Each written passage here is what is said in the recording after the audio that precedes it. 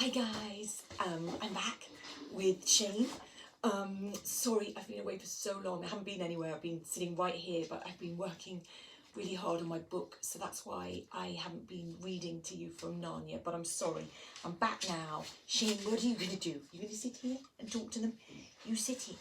And we're going to read again from Narnia. Hope you're well. You guys are being so brave. Everyone's been so brave being at home. And I know you're doing homeschooling. And that's fantastic. Can't wait to all be back together again. So last time I left you, Edmund had met the White Witch, do you remember? And she'd given him that horrible Turkish delight, which he happened to love. And it was enchanted.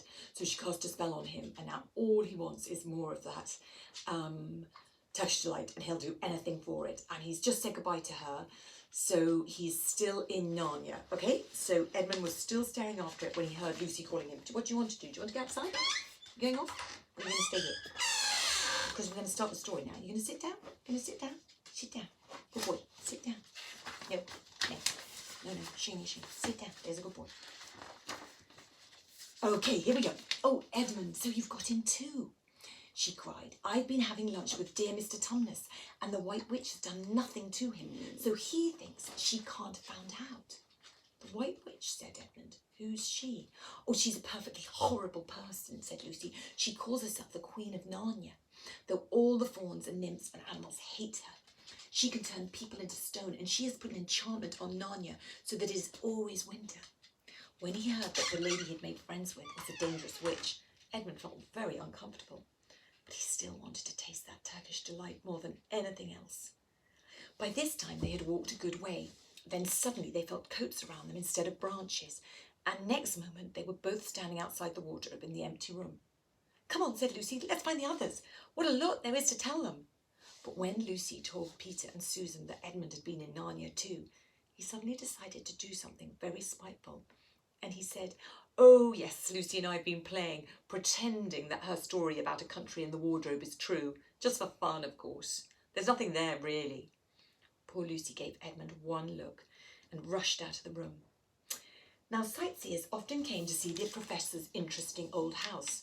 The children usually kept out of their way, but one morning, a few days later, they just couldn't seem to avoid them. Here, let's hide in the wardrobe room, said Susan. But once inside, they heard voices at the door. Quick, said Peter, and flung open the wardrobe. They all bundled inside and suddenly found themselves surrounded by snow-covered trees. Why, we've got into Lucy's wood, said Peter. He turned at once to her. I'm sorry for not believing you, Lou. That's all right, she said. Let's go and see Mr. Tumnus. He's the nice faun I told you about. So each borrowing a fur coat, they set off. But at the faun's cave, a terrible surprise awaited them. The door had been wrenched off its hinges and everything lay smashed on the floor. Nailed to the carpet was a note. It said that Mr. Tumnus had been arrested for high treason against the Queen of Narnia. She isn't a real queen at all, cried Lucy. She's a horrible witch, and all the wood people hate her. Oh, we must try to rescue him. Look, cried Susan suddenly, there's something among the trees. The whiskered, furry face of a beaver peeked out at them.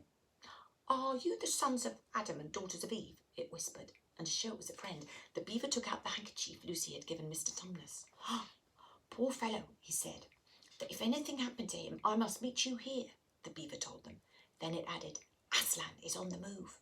Now none of the children knew who Aslan was, but at his name each of them felt something jump inside. Peter felt brave and adventurous.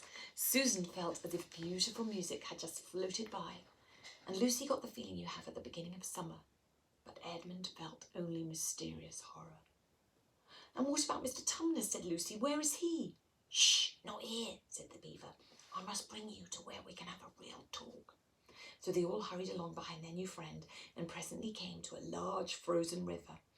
A dam had been built across it, and on top of the dam was a little house. But Edmund also noticed two small hills in the distance, and he was sure that the White Witch's palace lay between them. There they are. Do you remember Cair Paravel? That's where they are. I love that picture.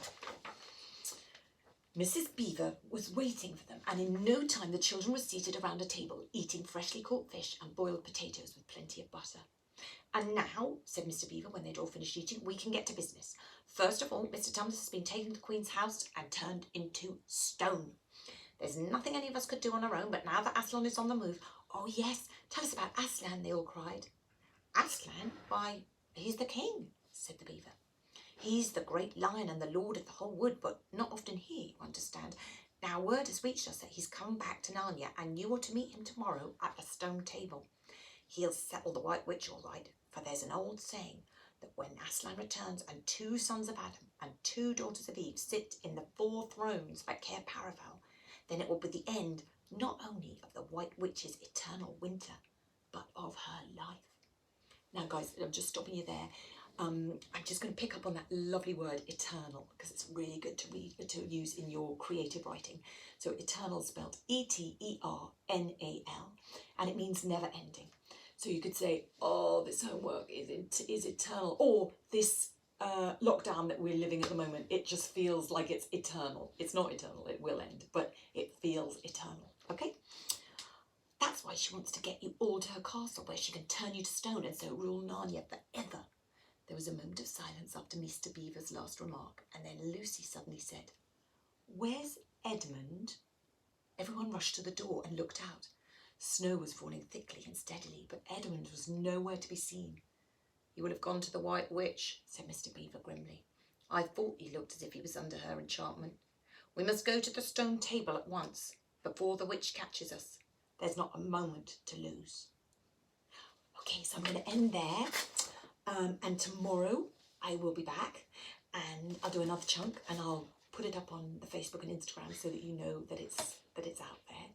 And yeah, I think you guys are being really incredible. Keep going with your homeschooling and keep reading, and we'll see each other all soon when we are back together again.